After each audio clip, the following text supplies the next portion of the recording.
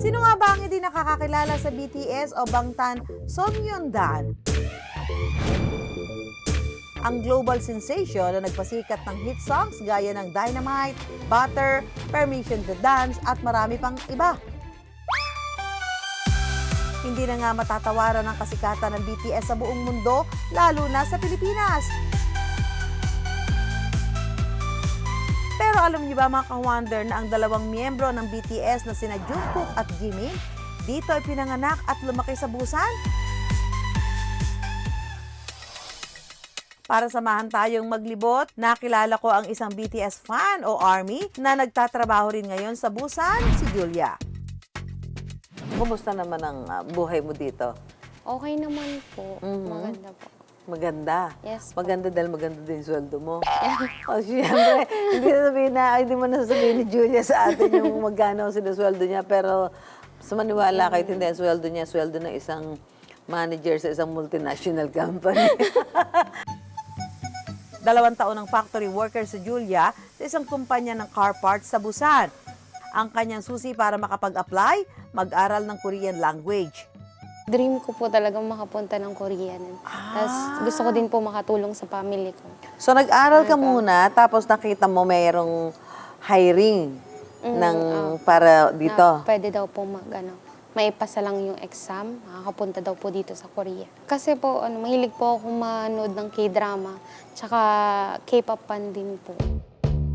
Kaya naman, ang K-pop dreams ni Julia achieved. At dahil day off ni Julia, ililibot niya tayo ngayon sa hometown ng tinaguri ang Busan Prince of BTS, sina Jungkook at Jimin. First on the list, ang dating eskwelahan ng BTS, Maknae o ang bunsong miyembro na si Jungkook, ang Baekhyang Elementary School at Baekhyang Middle School.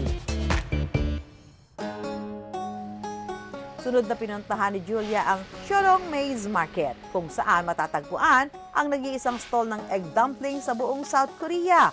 40 years na ang tindahang ito. Perfect na perfect po yung noodles niya sa egg. Tapos first time ko lang din po kasi makatikim nito. At perfect po. Perfect na perfect. At ayon sa may-ari nitong si Kim Soo-yeon, paboritong merienda raw ito ni Jimin noong bata pa siya. Matapos ang chibugan, diretso si Julia sa Orkyokdo Skywalk kung saan may panoramic view ng karagatan ng Busan. Instagram goals din daw ito para sa mga ARMY dahil sa spot na ito, minsang nag-vlog si Jimin. At kung isa kang BTS ARMY na bibisita sa Busan, panigurado hindi mawawala ang Magnet Cafe sa iyong listahan. Ang kapihan kasing ito pag-aari ng tatay ni Jimin. At para sa mga ka-wonder natin na pangarap ding makarating ng Korea, may mensahe si Julia. Huwag po silang paghinaan ng loob. Kung hindi pa po sila nagkakaroon ng employer, kasi ako po 5 years ako bago po ako nakarating dito eh. So siguro hinahanda pa lang po ni God. Kasi hindi naman po talaga madali yung buhay ng OFW eh.